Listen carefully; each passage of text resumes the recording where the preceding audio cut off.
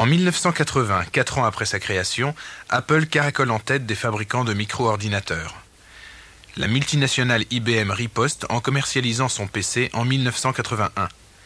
Le PC d'IBM connaît un succès immédiat dans le monde des entreprises, et comme il est très facile à copier, de nombreux constructeurs se mettent à fabriquer des machines compatibles. Mais le grand public demeure insensible au charme des micros, d'un usage encore très rébarbatif. Pour que tout un chacun ait envie d'en acheter un, il fallait une véritable révolution.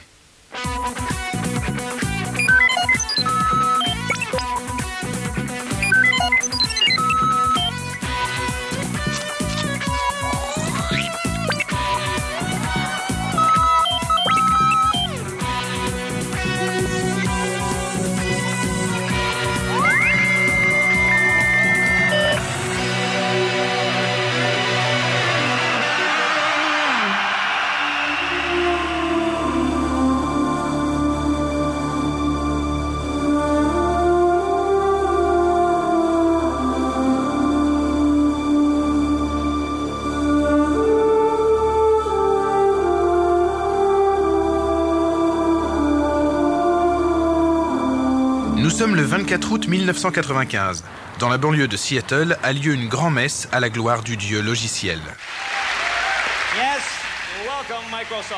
C'est le lancement de produit le plus grandiose de toute l'histoire de la micro-informatique. Le lancement de Windows 95.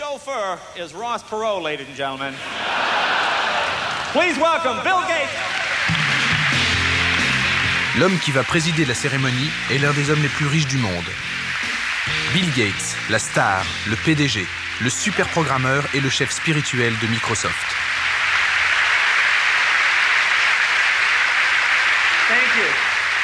Thank you, Jake. Avec Windows 95, cet homme vient de franchir une étape de plus vers la concrétisation de son rêve. Voir tous les micro-ordinateurs du monde utiliser les logiciels Microsoft. Nous voulions que les gens se rendent vraiment compte à quel point Windows 95 rend l'informatique simple, efficace et amusante. Notre croisade solitaire a duré 7 ans. Toute cette publicité nous affirme que Windows 95 est l'avancée technologique la plus importante depuis la création de la micro-informatique. Bill Gates prétend que ce nouveau système va rendre les micros tellement faciles à utiliser que même ma mère voudra en acheter un. Mais vous savez quoi ? La plupart des idées de Windows datent de 20 ans.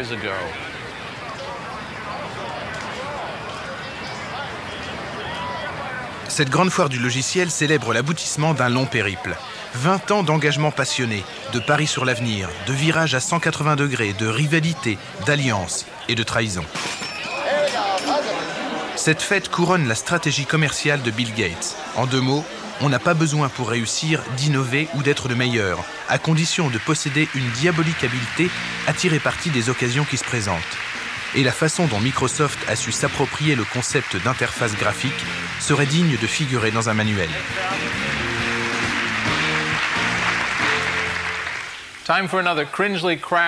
Leçon numéro 3 du cours de rattrapage en informatique élémentaire.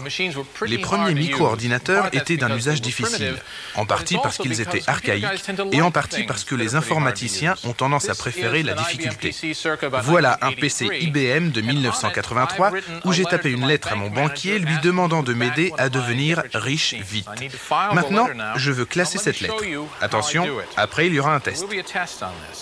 Je dois taper copy, C, 2 points, anti-slash, riche vite, point, doc, espace, A, 2 points, anti-slash, demande, et entrée. Pas évident. Voici un autre PC tout récent qui est équipé de Windows. On va faire exactement la même chose. Voilà mon document richevite.doc. Je le range dans le dossier « Demande ». Je confirme. Et voilà. Des images au lieu de mots, qui suppriment tout apprentissage. Ça s'appelle une interface graphique, un GUI, en jargon de Silicon Valley. Il a fallu 10 ans pour en arriver là. C'est cette épopée technologique que ce film va raconter. Il va aussi raconter comment Bill Gates est devenu le maître de l'univers des GUI. Je n'ai pas dit qu'il s'agissait d'un conte de fées. Tout a commencé en 1971 à Palo Alto, au sud de San Francisco, où la société Xerox, leader de la photocopie, avait créé un centre de recherche connu sous le nom de PARC. À l'époque, les dirigeants de Xerox se disent que si le papier est amené à disparaître au bénéfice des écrans, c'en sera fini des photocopieurs. Pour assurer l'avenir de Xerox, ils engagent une équipe d'informaticiens et leur demandent d'inventer le bureau électronique du futur. Nous voulions faire entrer la technologie informatique dans le cadre d'un bureau, pour transformer celui-ci en un lieu à la fois plus productif et plus agréable, beaucoup plus agréable, plus intéressant et plus enrichissant. C'est là-dessus qu'on a travaillé. Le directeur du labo, Bob Taylor, instaure une méthode de travail originale privilégiant les débats d'idées. Toutes les salles de réunion sont meublées avec des poufs, un aménagement visant à stimuler l'activité cérébrale. On disait alors que sur les 100 meilleurs informaticiens du monde, au moins 58 travaillaient au parc. En réalité, l'effectif du labo n'a jamais dépassé 50 personnes. Mais 50 génies travaillant de concert sont capables d'inventions phénoménales, surtout quand on leur donne toute latitude pour se plonger dans la recherche fondamentale, en leur fournissant des ressources illimitées et sans les soumettre à des contraintes de fabrication et de commercialisation. Au parc, on baignait dans une atmosphère électrique, une totale liberté intellectuelle. Il n'y avait pas d'idées reçues. On avait le droit de tout remettre en question et on ne s'en privait pas. Les dirigeants nous ont dit « Allez-y, créez le monde de demain. Nous n'y comprenons rien. Vous êtes tous des jeunes gens bourrés d'idées, de talents et d'énergie. » Chacun venait là spécifiquement pour travailler pendant 5 ans sur le projet dont il rêvait.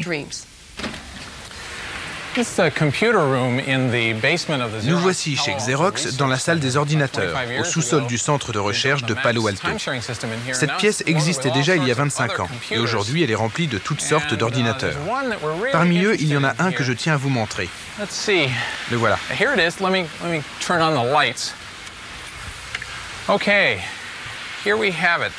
C'est un ordinateur Alto construit en 1973 ici. Certains le considèrent comme le premier ordinateur individuel. En réalité, il ne l'est pas pour 2 raisons. Il n'a jamais été commercialisé et rien que ses composants coûtaient environ $10 000. Mais il contient tous les éléments d'un micro moderne. Sans lui, nous n'aurions ni les Macintosh, ni Windows, ni beaucoup d'autres choses dont pourtant aucune ne porte aujourd'hui l'étiquette Xerox. Ce film d'entreprise réalisé par Xerox au milieu des années 70 montre à quel point l'Alto était révolutionnaire. Au lieu des commandes cabalistiques, indéchiffrables par le commun des mortels, il offre la simplicité d'une interface graphique et de son pilote, la souris.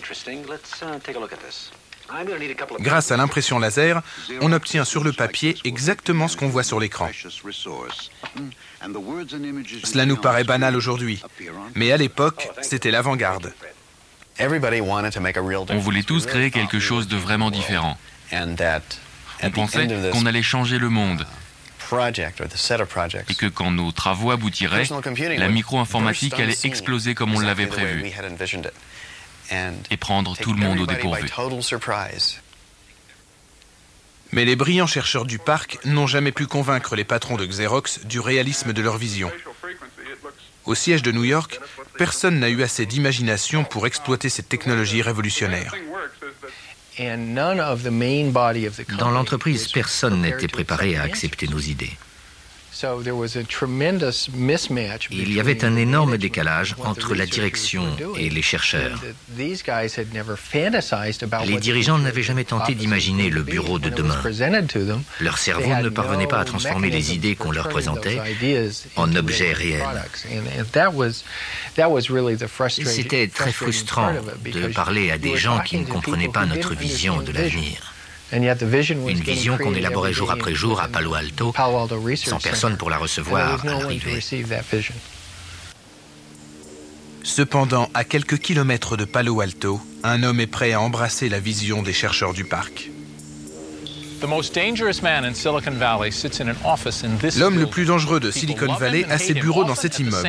On l'aime et on le déteste, souvent les deux à la fois. Pendant 10 ans, à la force du poignet, il a obligé toute l'industrie micro à suivre le cap qu'il avait déterminé. Il ne s'agit pas d'un requin motivé par l'argent et par la perspective de prendre une retraite dorée à 40 ans. Cet homme mène une guerre sainte. Cet homme voit dans le micro-ordinateur son outil pour façonner le monde. Cet homme, c'est Steve Jobs.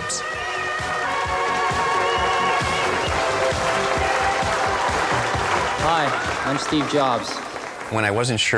L'image du charisme, Steve Jobs.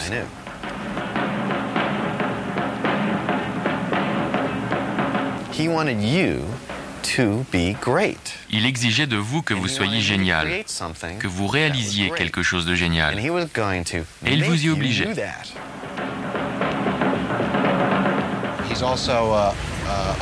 Il peut aussi être odieux. Il exige un niveau de performance très élevé. Mais il ne supporte pas les gens qui ne partagent pas ou ne sont pas à la hauteur de ses exigences.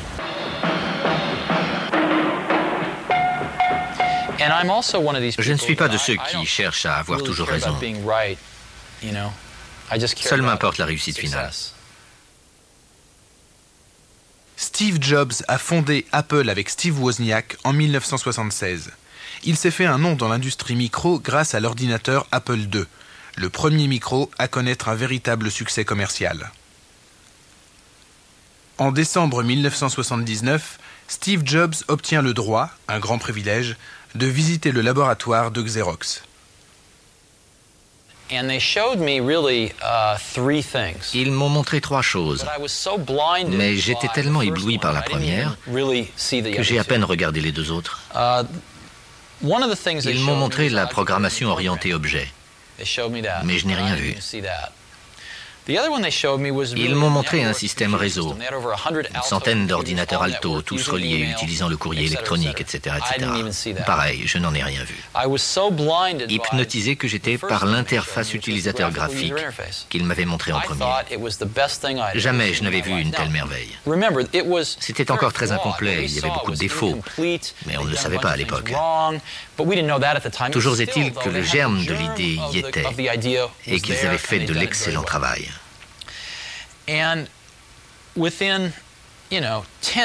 En 10 minutes, j'ai compris que tous les ordinateurs fonctionneraient comme ça, un jour ou l'autre. Cette visite va changer l'histoire d'Apple. Steve est revenu, et j'allais dire a demandé, mais en vérité, il a exigé que toute son équipe de programmeurs assiste à une démonstration de notre système. La direction du centre m'a demandé de faire la démo. J'ai commencé par refuser et j'ai eu une discussion houleuse avec les cadres de Xerox. Je leur ai dit qu'ils s'apprêtaient à jeter un trésor par la fenêtre et que je ne ferais cette démonstration que si j'en recevais l'ordre formel, parce qu'alors ce seraient eux les responsables. Et ils m'ont ordonné de la faire. Voici l'interface graphique que les programmeurs d'Apple découvrent ce jour-là. L'ordinateur Alto est équipé d'une souris qui permet de déplacer le curseur sur l'écran en toute liberté. Les fenêtres superposées rappellent des feuilles de papier posées sur un bureau. L'utilisation de cet ordinateur est tellement simple que même quelqu'un qui n'a aucune notion d'informatique comprend d'instinct comment s'en servir. Dans cette visite d'1 heure et demie, nous avons puisé de l'inspiration et le renforcement de notre conviction qu'il fallait utiliser des images pour rendre les ordinateurs de bureau plus accessibles. En 1 heure, ils ont compris notre technologie et ce qu'elle signifiait, mieux que n'importe quel dirigeant de Xerox après des années de démonstration. Ces gens ne comprenaient rien aux ordinateurs. Et ils ont laissé la plus grande avancée de l'industrie micro-informatique leur glisser des mains. Xerox aurait pu contrôler le secteur tout entier. Elle aurait pu devenir 10 fois plus importante. Être l'IBM ou le Microsoft des années 90. Steve Jobs convainc le conseil d'administration d'Apple d'investir dans le développement d'une technologie copiant celle qu'il a vue au parc. Apple embauche alors une centaine d'ingénieurs pour mettre au point un nouvel ordinateur qui sera baptisé Lisa. Mais les problèmes s'accumulent. Le Lisa ne fonctionne pas comme prévu et ne pourrait pas être vendu à moins de $10 000, beaucoup trop cher pour le marché grand public. De plus, à vouloir tout contrôler, Steve Jobs sème le désordre et le conseil d'administration finit par l'évincer du projet Lisa. J'ai ruminé pendant quelques mois, mais très vite je me suis rendu compte qu'il fallait vraiment faire quelque chose. L'Apple II commençait à s'essouffler. Il fallait absolument sortir quelque chose de nouveau. Sinon, l'existence même d'Apple serait menacée.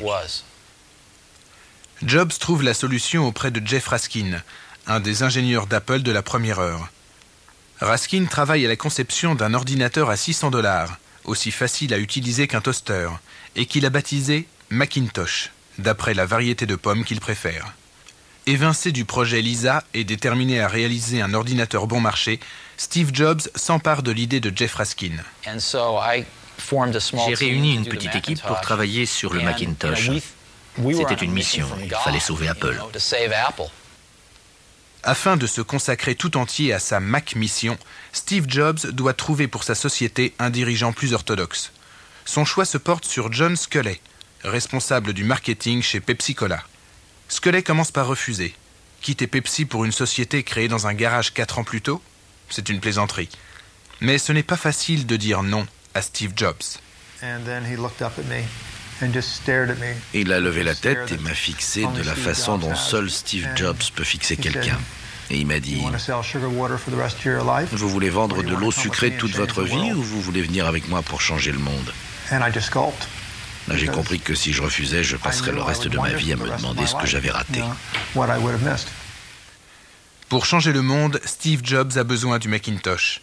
Il veut un ordinateur parfait qui révolutionne la micro. Et il aiguillonne sans cesse son équipe. Steve était préoccupé par la lenteur de mise en route du Mac. Pour motiver Larry Canyon, qui s'occupait du logiciel, il lui a dit « Des millions de gens vont acheter cette machine. Si tu arrives à gagner 5 secondes au démarrage, cela fait 5 secondes multipliées par 1 million tous les jours. Ça fait 50 vies humaines. En gagnant 5 secondes, tu peux sauver 50 vies. » Et on s'est débrouillé pour accélérer le temps de démarrage.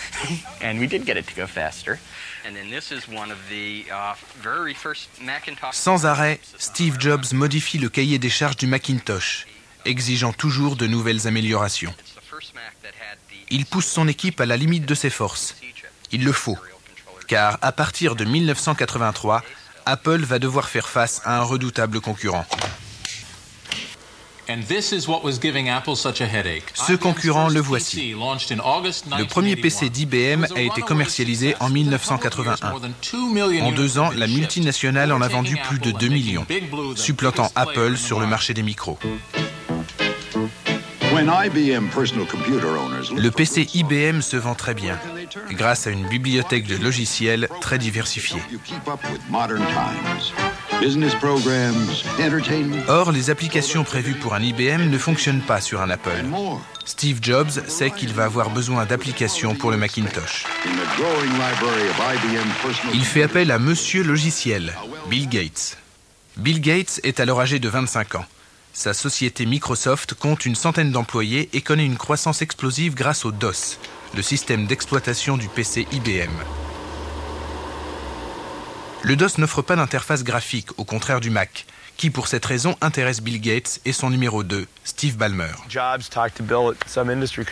a rencontré Bill à un salon pendant le développement du Lisa. Il lui a dit « Bill, je vais sortir l'ordinateur à interface graphique, pas ce Lisa machin.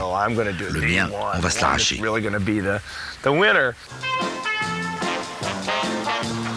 Alors que le Mac est en cours de développement, Steve Jobs organise une parodie d'un jeu télévisé, où il invite les créateurs de logiciels afin de les inciter à écrire des applications pour le Macintosh.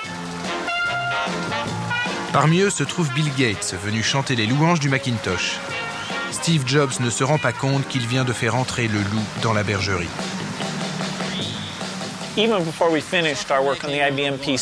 Avant même que nous ayons terminé notre travail sur le PC IBM, Steve Jobs est venu nous dire qu'il comptait réaliser une sorte de Lisa, mais moins cher.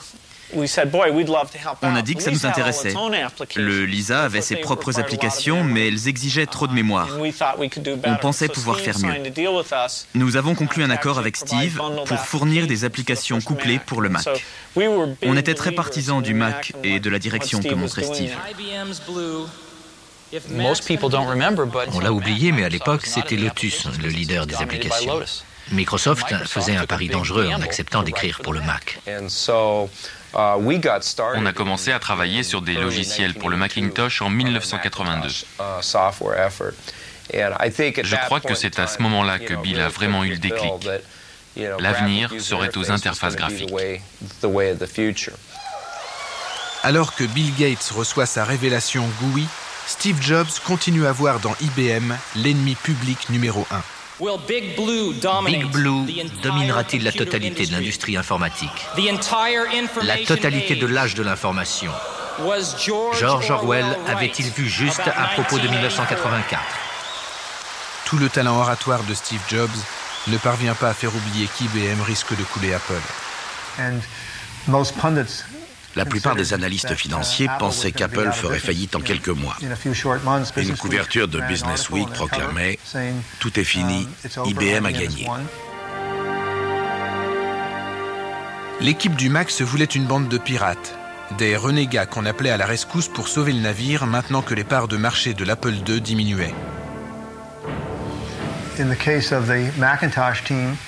L'équipe du Macintosh accusait du retard, ce qui est courant dans la haute technologie. Il devenait urgent de mettre ce produit sur le marché. Après de nombreux reports, une date de lancement est enfin annoncée. L'approche de l'échéance fait monter la pression, mais rien ne fera renoncer Steve à son perfectionnisme. On vivait dans une cocotte minute. Pas question de cesser le travail avant d'avoir fini, même pas pour dormir. Je n'ai pas dormi une minute pendant les 3 jours précédant le lancement, et on a donné les dernières instructions à 6 heures ce matin-là.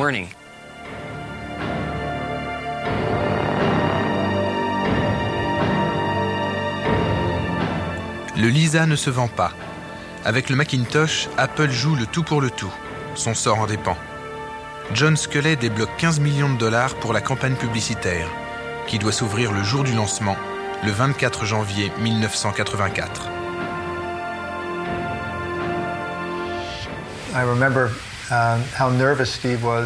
Steve était très nerveux avant le lancement du Macintosh. La répétition de la veille avait été un désastre. Rien ne se passait comme il le fallait. Steve en voulait au monde entier, et on se demandait vraiment comment on allait faire le lendemain. Mais le moment venu, Steve a su déployer tous ses talents scéniques.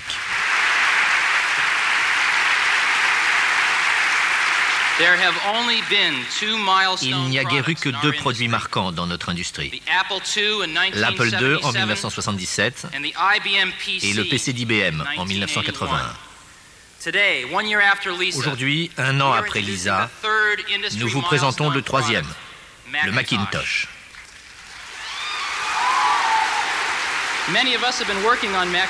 Nombre d'entre nous travaillent sur le Macintosh depuis plus de 2 ans.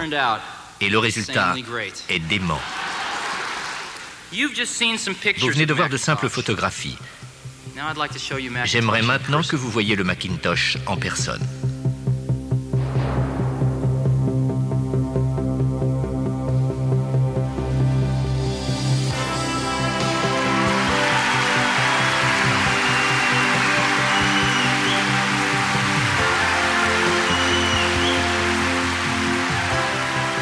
Le Macintosh est le premier micro doté d'une interface graphique qui se vend à un prix abordable. C'est aussi un monument à la gloire d'un homme. Oubliez les recherches faites au laboratoire de Xerox. Oubliez aussi les innovations empruntées au Lisa. Le jour J, Steve Jobs en revendique seul la paternité. On en revient toujours à un problème de goût. Il s'agit de s'imbiber de tout ce que les hommes ont fait de mieux et d'essayer ensuite de l'intégrer dans ce que vous faites vous-même. Picasso disait « Les bons artistes imitent, les génies s'approprient ». Nous n'avons jamais eu de scrupules à nous approprier les grandes idées. Si le Macintosh est grand, c'est que les gens qui l'ont conçu étaient avant tout des musiciens, des poètes, des artistes, des zoologues et des historiens, qui se trouvaient aussi être les meilleurs informaticiens du monde. Apple succombe à la folie des grandeurs. Elle produit un spot télévisé grandiloquent où l'on comprend que le gentil Mac va nous libérer de la tyrannie orwellienne du rebutant PC IBM.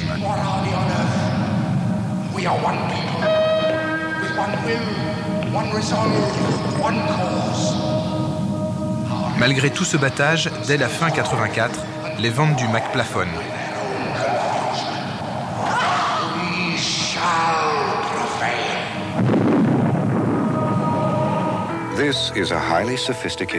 Pub après pub, Apple insiste sur la supériorité du Mac vis-à-vis du PC IBM. Mais il présente des inconvénients majeurs. Son prix d'abord, $2 500, $1 000 de plus que le PC. La pénurie d'applications ensuite.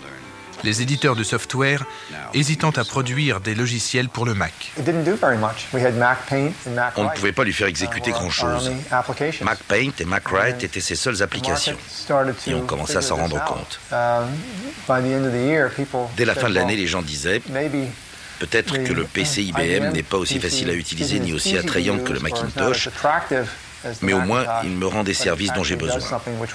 Un tableur, un traitement de texte, une base de données. » Les ventes du Mac ont commencé à baisser à la fin de 1984 et l'année d'après, la situation est vraiment devenue délicate. Un ordinateur qui se vend bien est un ordinateur doté d'une application avec un grand A. Un logiciel qui justifie l'achat du matériel. IBM avait Lotus 1, 2, 3. Le Mac avait grand besoin d'une application avec un grand A.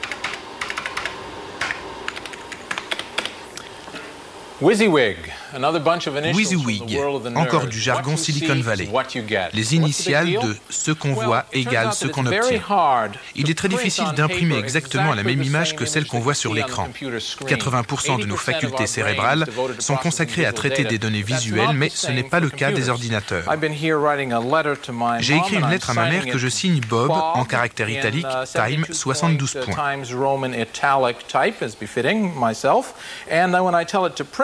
Quand j'envoie l'impression, il en sort un Bob, mais pas vraiment le Bob que je voulais. C'est le problème d'Apple qui va encore une fois devoir son salut aux recherches effectuées chez Xerox. John Warnock, un des anciens cerveaux du parc, avait trouvé le moyen d'obtenir sur imprimante laser exactement ce qu'on voit sur un écran. Il venait de créer une société appelée Adobe afin de commercialiser son invention.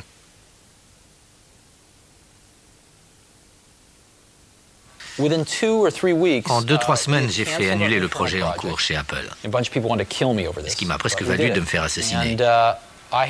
Et j'ai conclu un accord pour qu'Apple rachète 19,9% du capital d'Adobe. Steve Jobs a fait un choix judicieux. Cet investissement va rapporter gros.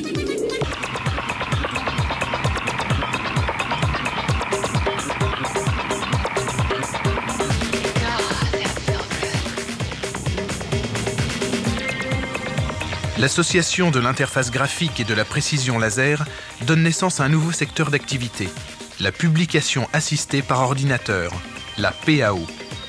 Les tableurs avaient fait de nous tous des comptables. Le Mac et son imprimante laser nous transforment en artistes, en éditeurs, voire en faux monnayeurs. Le Mac avait trouvé son application avec un grand A.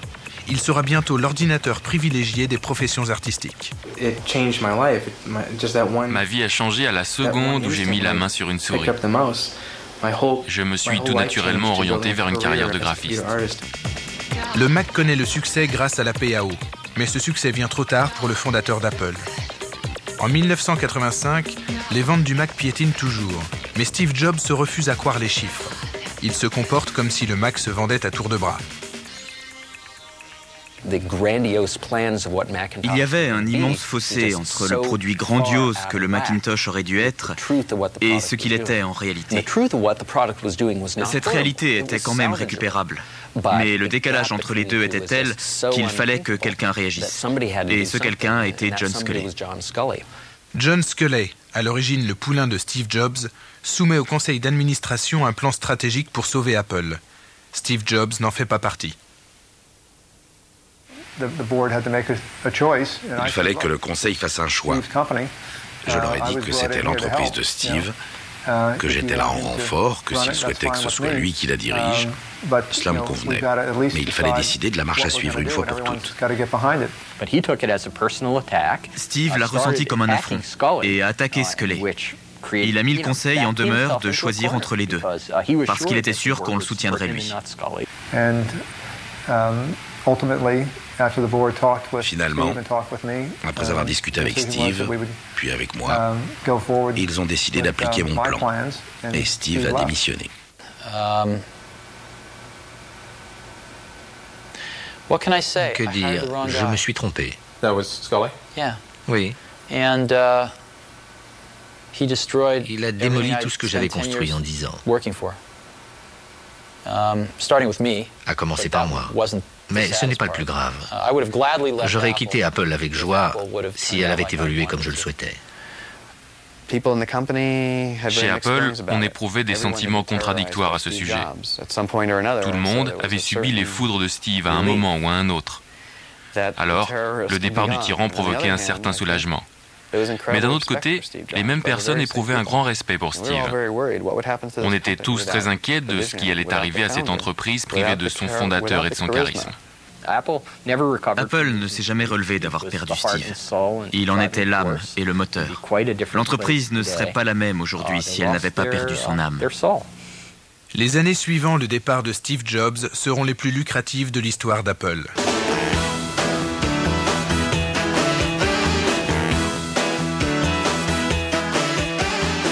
Leur ordinateur colle au mode de vie californien, un mélange de travail et de loisirs, et son influence s'étend à l'industrie tout entière.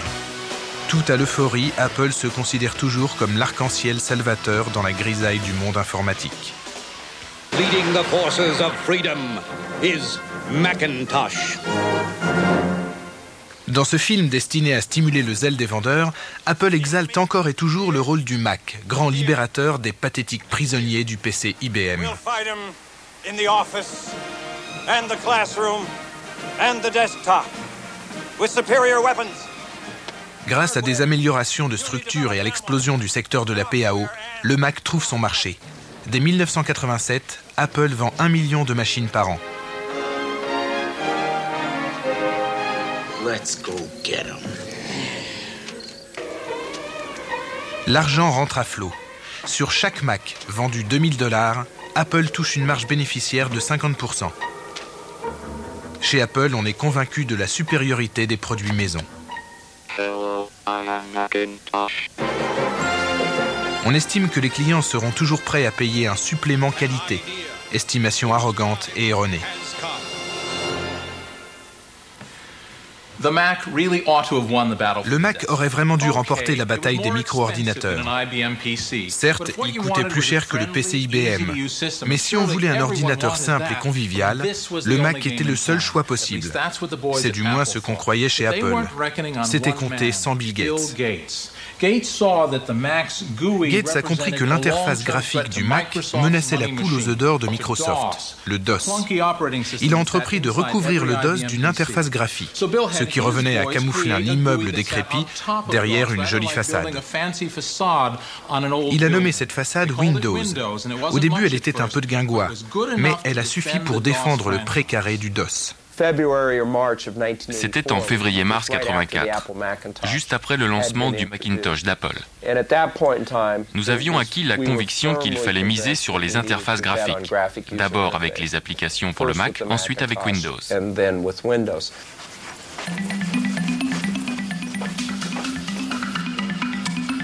Le développement d'une interface graphique qui puisse rivaliser avec le Mac engage Microsoft dans un long tunnel.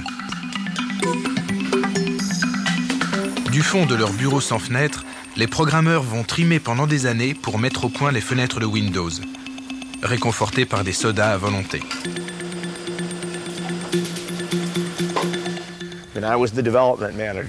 J'étais le directeur du développement de Windows 1. On progressait très péniblement. Il nous a fallu environ 7 versions avant d'obtenir un résultat correct en 1990.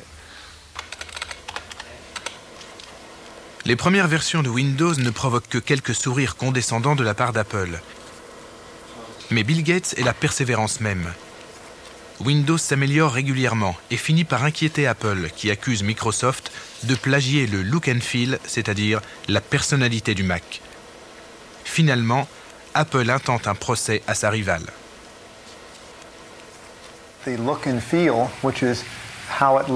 S'il ne pouvait pas être breveté, le look and feel aurait pu faire l'objet d'un copyright. Comme il n'existait aucun précédent, ce cas allait faire jurisprudence.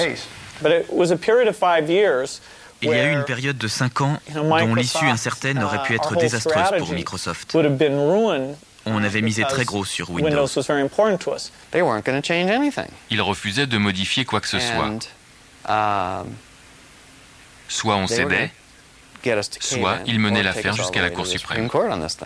Nous étions sûrs que les juges allaient finir par se prononcer en notre faveur, ce qu'ils ont fait. Apple a perdu. Pire, pendant la durée du procès, environ 6 ans, nous nous sommes sans doute laissés aller à imaginer avec un brin de suffisance que nous serions définitivement à l'abri des attaques de Windows.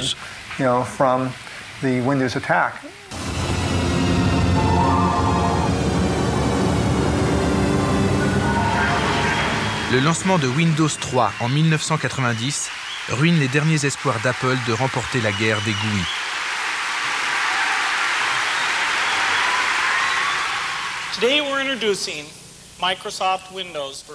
Dorénavant, tous les ordinateurs compatibles IBM seront aussi simples à utiliser que le Mac. En un an, Microsoft distribue près de 30 millions d'exemplaires de Windows 3, reléguant le Mac à une petite niche du marché. Bill Gates s'est révélé un stratège hors pair. The Windows 3 development team.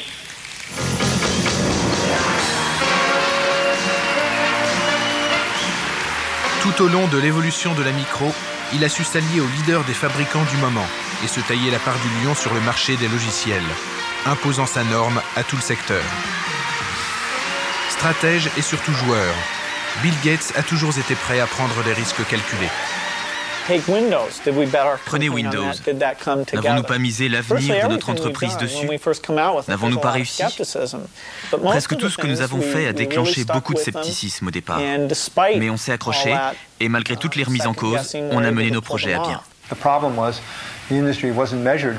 Le problème, c'est que cette industrie n'était pas gouvernée par celui qui vendait le meilleur ordinateur ou la technologie la plus innovatrice, mais par celui qui offrait le système le plus ouvert, adopté par la majorité des autres entreprises. La stratégie commerciale de Microsoft s'est révélée la meilleure. Le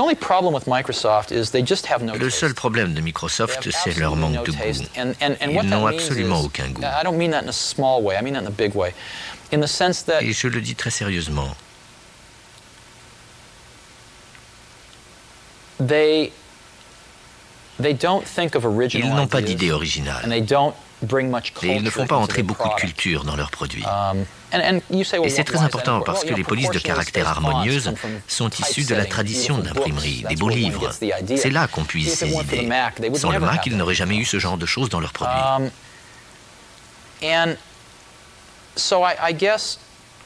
Cela m'attriste. Pas la réussite de Microsoft, ils la méritent, en grande partie. Ce qui me dérange, c'est qu'ils vendent des produits bas de gamme.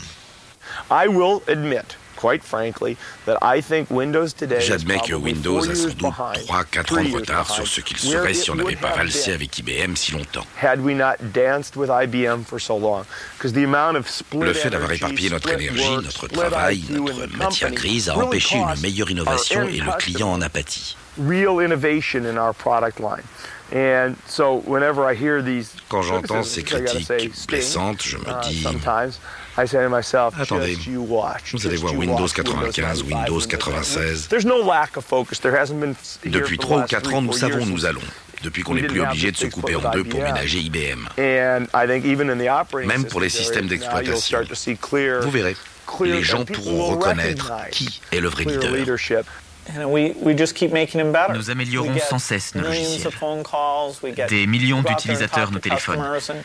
On tient compte de leurs critiques. Rien n'est fixé pour toujours. S'ils veulent changer quelque chose, on le change. C'est l'avantage de cette industrie. Microsoft a été à la pointe des avancées en matière d'interface utilisateur pendant les 10 dernières années. Et on a fait du bon boulot.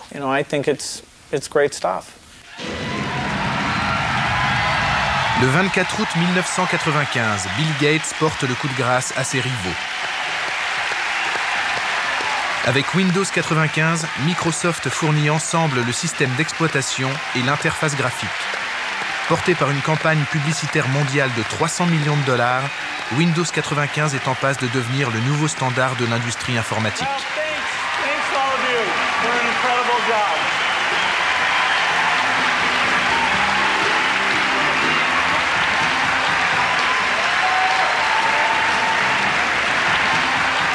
Bill Gates triomphe, mais des combats de titans attendent le roi du logiciel.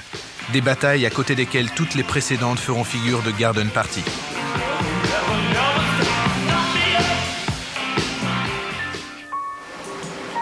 Le succès de Bill Gates se repose sur la domination des systèmes d'exploitation pour ordinateurs individuels.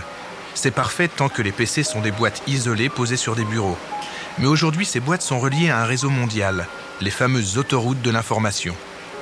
Un PC relié à Internet est à la fois une boîte aux lettres, un téléphone et un téléviseur. Bien entendu, au cœur de tout ceci, on trouve le concept de convergence numérique, c'est-à-dire que toutes les informations, livres, œuvres d'art, films, pourront être accessibles par le biais de ce vers quoi les PC auront évolué. Internet constitue la prochaine vague de la révolution de l'information. Une vague dont même Bill Gates ne peut prévoir la direction. Internet se transforme de mois en mois. Je tire mon chapeau à quiconque est capable de prédire à quoi il ressemblera dans 3 mois ou dans 9 mois. Ce phénomène évolue si rapidement que personne ne peut savoir exactement ce qui va arriver. Bill Gates, cependant, prépare le terrain. Il a noué des alliances avec les plus puissants. En investissant dans le nouveau studio de Steven Spielberg, DreamWorks, et en s'associant avec NBC dans la télévision par câble. Du coup, il se retrouve en concurrence avec d'autres très grands groupes, Murdoch et Walt Disney par exemple. Les temps ont changé depuis les débuts de Microsoft et les adversaires de Bill Gates aussi. Ce ne sont plus les hippies un peu rêveurs des années 70, ce sont des hommes d'affaires aux dents très longues. L'un des plus redoutables est Larry Ellison, qui mise sur Internet, convaincu que les autoroutes de l'information signeront l'arrêt de mort des micros tels qu'on les connaît, et de Microsoft par la même occasion. Bob Cringer, this is Larry Ellison.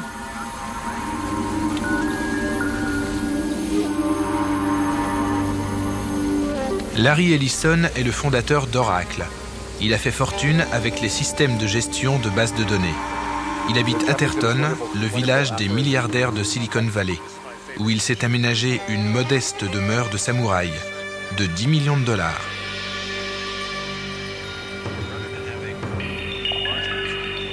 Au bord de son étang japonais, il médite et fourbit ses armes en vue de la grande bataille qui va l'opposer à Bill Gates.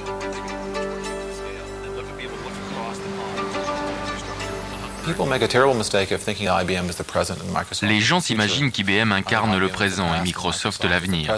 À mon avis, IBM incarne le passé et Microsoft le présent. L'avenir, on ne le connaît pas encore. Ce sont les gardiens d'un temple de la période Kamakura. Il faudrait en placer devant sa porte et leur ordonner d'interdire aux employés de Microsoft l'accès au temple. Il n'y a aucune raison de se ronger les sangs à propos de l'hégémonie de Microsoft. Il y a toujours place pour l'innovation. Il y aura d'autres changements. L'avenir de Microsoft est loin d'être assuré. Larry Ellison a un credo. Les micro-ordinateurs sont condamnés. Ils seront remplacés par un boîtier bon marché, une sorte de super téléviseur qui sera connecté à des ordinateurs centraux via Internet. Tout le monde pourra accéder à des bases de données et à des logiciels à la demande, aussi simplement qu'en ouvrant un robinet. Comme l'eau courante a remplacé les puits, le câble remplacera les micros. Je déteste les PC de tout mon cœur. Moi, aller dans un magasin pour acheter Windows 95, je dois prendre ma voiture, aller au magasin, acheter une boîte de carton remplie de données numériques inscrites sur un CD-ROM en plastique, revenir chez moi, lire le manuel, installer le bidule. C'est une plaisanterie. Utilisons un réseau. On ne va pas mettre les données numériques dans un carton, le carton dans un camion, le camion au magasin. C'est absurde. J'adore Internet. Je veux de l'information. Elle peut très bien passer par un câble.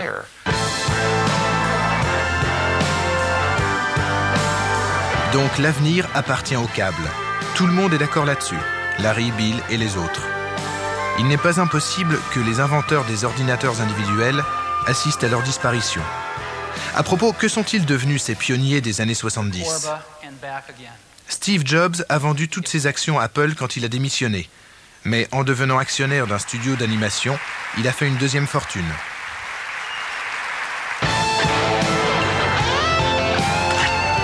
Apple connaît des difficultés et ne joue plus qu'un rôle mineur sur le marché des micros. L'autre fondateur d'Apple, Steve Wozniak, a choisi d'enseigner l'informatique à des enfants d'une dizaine d'années.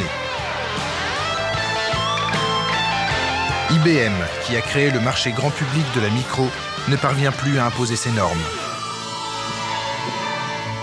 Et la plupart des ingénieurs du premier PC ont quitté l'entreprise. Ed Roberts, le constructeur de l'Altaïr, le premier micro-ordinateur commercialisé, a tourné le dos à l'informatique pour retrouver ses premières amours, la médecine.